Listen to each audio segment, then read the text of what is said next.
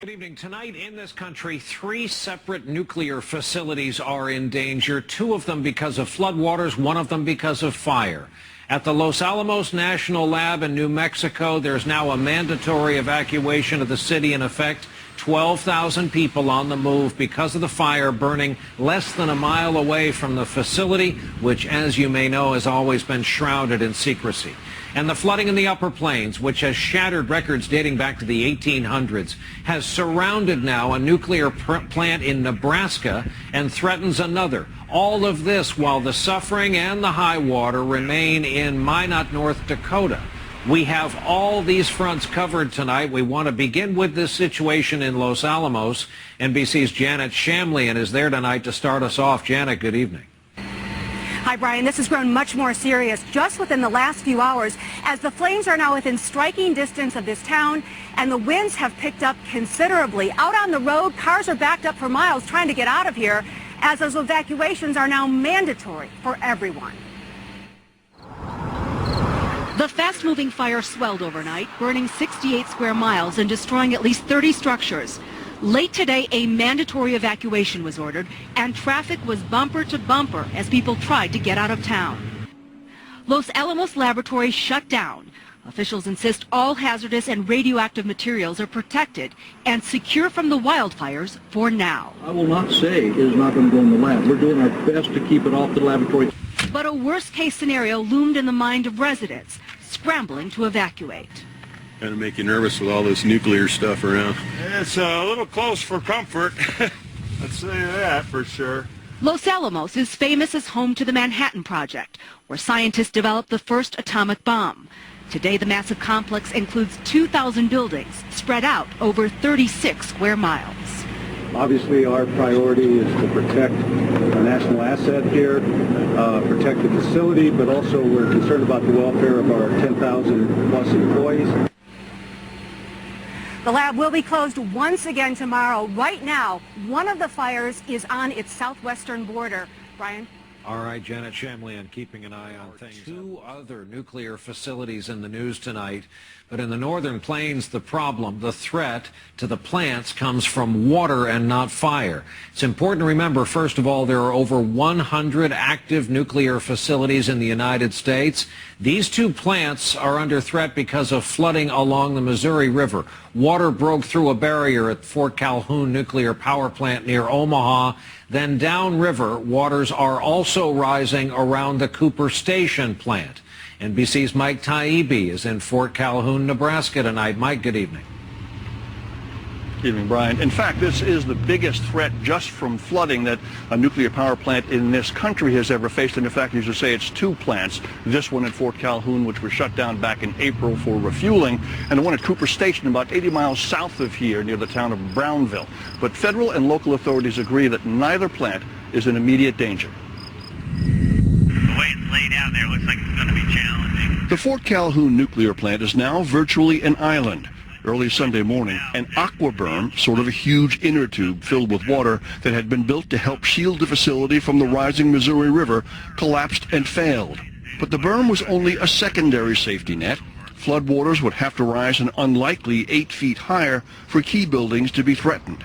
And if that happens, additional emergency measures are in place. Despite some of these challenges, fundamentally, we don't believe that the plant is posing any immediate threat to public health and safety.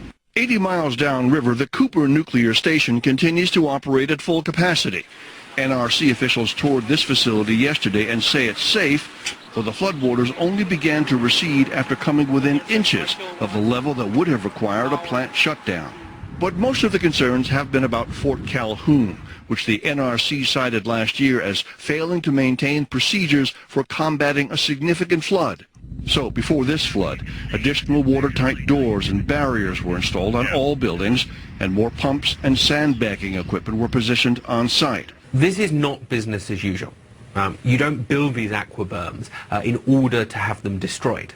That said, I think the prospects of a significant release of radiation into the environment are still very slim. The reactor, one of the country's smallest, is now in what's called safe cold shutdown mode. And this plant might have to stay in shutdown mode for weeks and maybe even months until the floodwaters recede. Nearly 1 million people live within 50 miles of this plant, nearly half of those in the city of Omaha, 20 miles south of here. So far, there have been no evacuations. Brian? Mike Taibbi tonight from Fort Calhoun in Nebraska. Mike.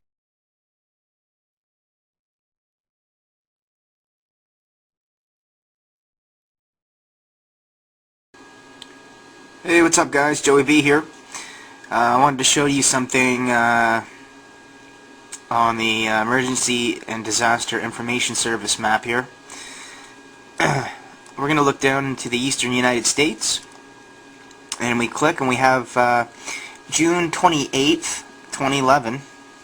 We have a nuclear event in the state of New Jersey at Lower Alloways Creek Township at Salem Nuclear Power Plant. So we will click details and see what's going on here. A lot of unknowns right now. Cause of the event unknown.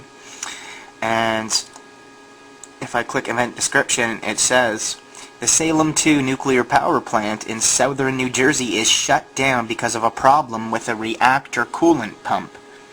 Spokesman Joe Delmar tells today's Sunbeam of Salem that the Salem 2 reactor went offline automatically at 6 p.m. Sunday.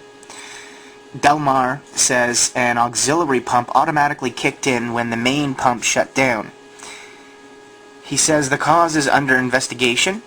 Salem 2 is one of 3 reactors operated at the artificial island generating site in Lower Alloways Creek Township on the Delaware River.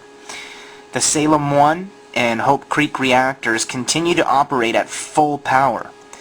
The 3 plants provide enough electricity to power 3 million homes. Japan's newly appointed minister in charge of the nuclear disaster says he hopes to reduce the size of the evacuation zone around the Fukushima Daiichi nuclear plant by mid-July. Goshi Hosono said on Tuesday work to bring the power plant under control has been making gradual progress. TEPCO has set a target of July 17th for completing the first stage of its plan to bring the facility under control. We hope that in just over half a month's time, by July the 17th, a stable system will be in place at the plant for cooling the reactors. If it can be confirmed that there is no longer a risk of hydrogen explosion, some of the evacuees will probably be able to return to their homes. You guys wonder why I use the word fuck, and you wonder why I go off. You wonder why I get so fucking impassioned. Look what's going on. Nobody will address this. The regulatory fucking agencies, the fucking international ones, our ones here in the United States, the NRC, NCR, fucking whatever these loser lying motherfuckers are. At the crippled Fukushima Daiichi nuclear plant, the utility has begun building a giant polyester shield over the damaged #1 reactor to prevent further radiation leaks into the atmosphere. The large crane in Japan has been brought to the site for the reconstruction. It has a 140-meter-long arm that can lift up to 750 tons. The crane will be used to install the fabric cover around the reactor. The Tokyo Electric Power Company says that when the shield is installed, the entire structure will be about 54 meters high. Meanwhile, off-site at Onahama Port, about 50 kilometers from the nuclear plant, the utility is pre-assembling 62 steel components that will be joined to create a rigid frame. The frame will support 1 millimeter thick polyester fiber panels. The components will start arriving at the plant in July. Work to assemble them will be done by the crane. TEPCO hopes to complete the cover by late September.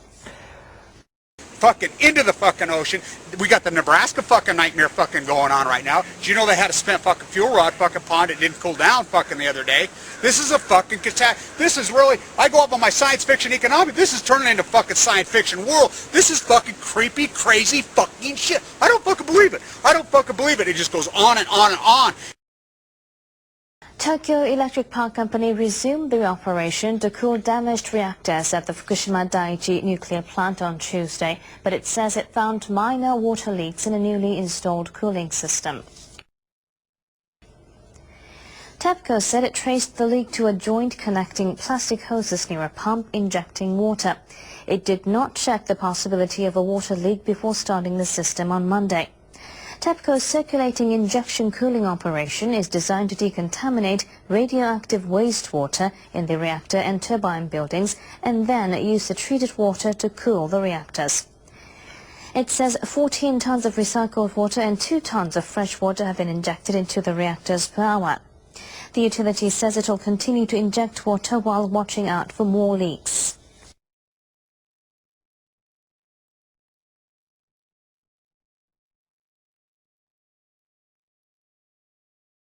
TEPCO says that radioactive strontium has been detected for the first time on the seabed near Fukushima Daiichi.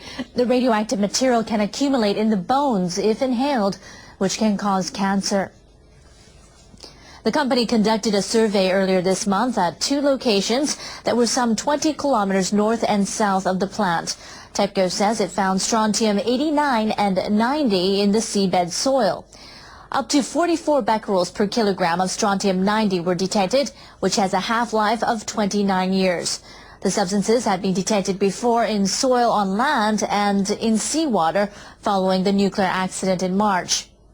In separate surveys, Japan's fishery ministry did not find radioactive strontium in fish and seafood samples taken off the coast near the plant. In fucking Japan. What the fuck is the matter with everybody? Where the fuck? And the media, you don't think they got a fucking huge blame? Oh yeah, granted, we're a bunch of contemporized fucking masses here in the United States that are dumber than fucking dirt.